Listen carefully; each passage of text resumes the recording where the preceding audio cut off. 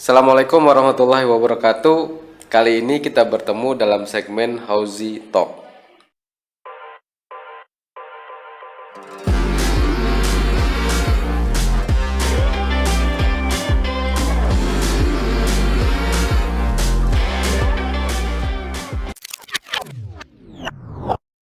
Dalam segmen Hauzi Talk kali ini kita akan membahas tentang makanan. Tentu kita akan mengupas kaitan antara makanan dengan kesehatan dan kaitan antara makanan atau makan dengan emosional. Makanan, sebagaimana yang kita ketahui, adalah menjadi sumber tenaga, sumber protein, sumber lemak, sumber vitamin, dan lain-lain yang dibutuhkan oleh tubuh kita. Namun di sisi lain, kita juga percaya atau yakin bahwa banyak penyakit yang juga disebabkan oleh makanan. Paling tidak misalnya yang kita yakini bahwa penyakit gula atau penyakit diabetes itu dipengaruhi oleh makanan yang banyak mengandung zat gula. Penyakit darah tinggi dipengaruhi oleh makanan yang asin misalnya.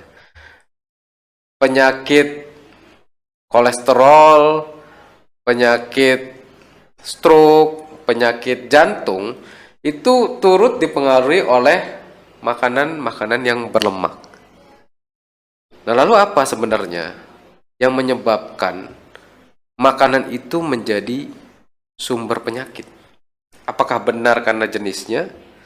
Nah, kita akan kupas hal ini. Tentunya kita akan kupas juga bagaimana hubungan makanan dengan emosi dan bagaimana makanan itu bisa menimbulkan penyakit pada tubuh kita. Untuk itu, saya akan coba mengutip sebuah riwayat yang terjadi pada zaman Rasul Nabi Muhammad SAW. Saat itu ada seorang raja raja Mesir yang mengirimkan dokter untuk Nabi dan para sahabat. Jadi kalau Nabi dan para sahabat sakit, itu dokter itu diharapkan bisa mengobati penyakit Nabi dan para sahabat. Namun beberapa bulan kemudian dokter tersebut kembali ke Mesir. Dan dia bilang bahwa saya selama ini tidak ada kerjaan. Nah, tentu Raja Mesirnya itu bingung, kenapa kok kamu nggak ada kerjaan? Karena ternyata Nabi dan para sahabat itu jarang sekali sakit. Nah, kemudian Raja Mesir tanya lagi, kenapa kok bisa Nabi dan para sahabat jarang sekali sakit?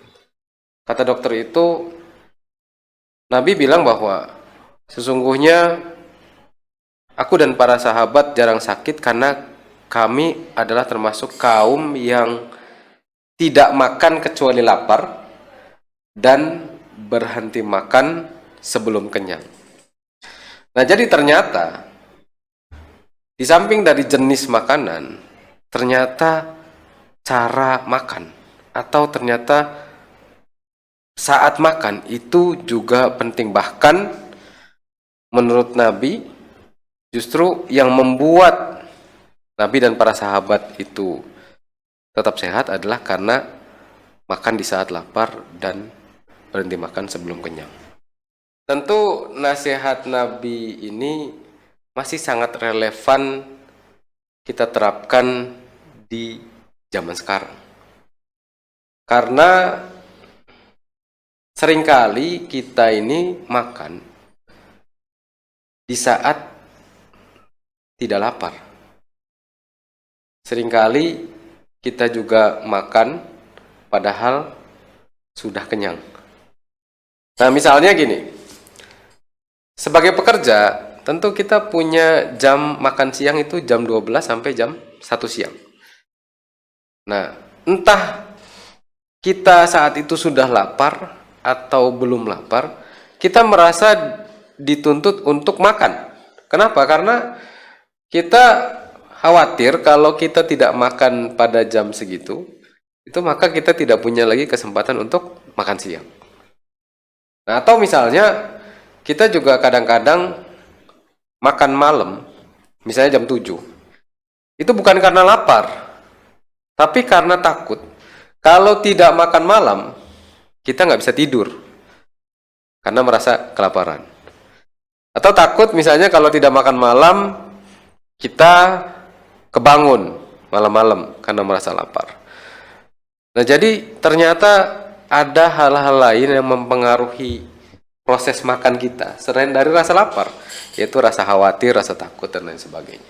Yang jelas itu melibatkan emosi kita. Kadang-kadang juga kita ini pada saat misalnya stres, banyak tekanan di kantor, atau banyak tekanan di rumah, itu kita melampiaskannya pada makan. Jadi ada saat-saat dimana kita makan karena stres. Nah, sehingga ini juga jelas menjadi faktor, terlepas dari jenis makanan apa yang kita makan pada saat itu, tapi ada faktor emosional yang membuat kita jadi makan, bukan karena lapar. Nah, hal inilah yang ingin kami sampaikan, bahwa pada dasarnya makanan selama halal, kalau dalam umat Islam selama halal, itu baik untuk tubuh. Nah, namun cara makan atau waktu makan itu juga perlu kita perhatikan, yaitu makanan yang baik atau makan yang baik, makan yang paling baik adalah yang dilakukan pada saat lapar. Dan kita berhenti sebelum kenyang. Nah, sehingga inilah yang mungkin kita perlu perbaiki dalam proses makan kita. Kenapa Nabi bilang bahwa berhentilah makan sebelum kenyang? Karena makan yang kita lakukan padahal perut kita sudah hampir kenyang atau sudah terisi, itu bisa jadi dipengaruhi oleh emosi kita. Kan misalnya takut, misalnya di acara kondangan nih. Di acara kondangan kita udah makan kambing guling, kemudian makan prasmanannya juga, kemudian makan buah, makan dan lain sebagainya, karena kita takut nggak kebagian misalnya. Sampai kita pun masih makan padahal perut kita udah kenyang. Nah, apa yang terjadi? Itu kita akan merasa tidak nyaman. Karena makan kita dipengaruhi oleh keinginan-keinginan emosional kita atau hawa nafsu kita. Nah, itulah yang membuat badan kita juga, atau membuat bisa menyebabkan penyakit pada tubuh kita. Nah, sehingga untuk makan ini agar bisa baik untuk tubuh kita, maka yang perlu kita perhatikan adalah waktu makan. Dan yang paling ideal, makanan adalah dilakukan atau dikonsumsi pada saat kita lapar. Nah, bagaimana jika misalnya karena sudah terlalu sering kita makan dipengaruhi oleh faktor emosional, baik itu karena takut lapar, atau misalnya yang punya penyakit MAH itu makan karena takut mahnya kambuh. Jadi sering makan karena takut mahnya kambuh. Padahal kekhawatiran itulah yang justru membuat seseorang itu terkena penyakit MAH. Nah, jadi bagaimana ketika misalnya kita ini sudah terbiasa makan bukan karena lapar, tapi karena dipengaruhi oleh emosional. Atau kita ini sudah sulit membedakan mana keinginan makan yang memang dipengaruhi oleh kondisi lapar secara biologis, mana keinginan makan yang dipengaruhi oleh emosional. Nah, caranya sebenarnya sederhana dan tentu mungkin kita semua melakukannya, yaitu dengan cara berpuasa. Kenapa berpuasa itu bagus untuk tubuh? Karena secara logika, kalau kita menahan untuk tidak makan dari subuh sampai maghrib, itu kemungkinan besar rasa lapar yang muncul pada saat kita berbuka puasa adalah rasa lapar secara biologis dan bukan rasa lapar secara emosional. Kemudian di sisi lain, dalam puasa itu kita tidak hanya dituntut untuk menahan rasa lapar, tapi kita juga dituntut untuk menahan emosi kita, menahan hawa nafsu kita. Kenapa? Agar rasa lapar yang muncul itu memang benar-benar rasa lapar yang dipengaruhi oleh kondisi biologis, bukan rasa lapar yang dipengaruhi oleh kondisi emosional atau kondisi nafsu kita. Nah, cuman dilemanya nahan laparnya kita bisa sampai maghrib, tapi nahan hawa nafsunya kita kadang-kadang cuma bisa sampai asar. Setelah asar kita jalan-jalan ngabuburit, ngelihat makanan, itu pengen makan gorengan, pengen makan kolak, pengen makan nasi uduk dan lain sebagainya. Nah, di situ sehingga kita kembali lagi membiarkan emosi kita, membiarkan hawa nafsu kita mempengaruhi kita dalam proses makan. Sehingga tidak jarang juga orang yang berpuasa ketika bukanya kalap, gitu kan. Habis makan gorengan, makan kolak, makan apalagi kurmanya juga, minum teh manis, kemudian minum es campur dan lain sebagainya, sehingga nasihat Nabi berhentilah makan sebelum kenyang itu kita abaikan juga. Nah, itu juga yang perlu kita perhatikan. Jadi satu rangkaian paket waktu makan dan cara makan yang benar menurut Nabi itu yang harus kita lakukan secara bersamaan, yaitu makan di saat lapar dan berhenti makan sebelum kenyang. Nah, itu yang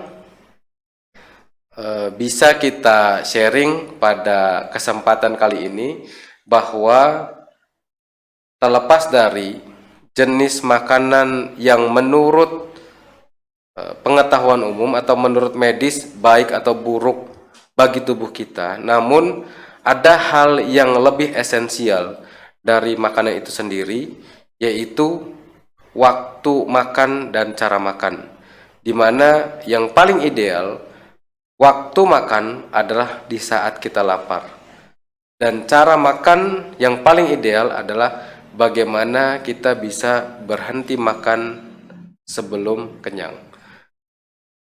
Oke, demikian sesi sharing kita dalam Hoji Talk kali ini. Semoga bermanfaat. Terima kasih atas waktunya. Assalamualaikum warahmatullahi wabarakatuh.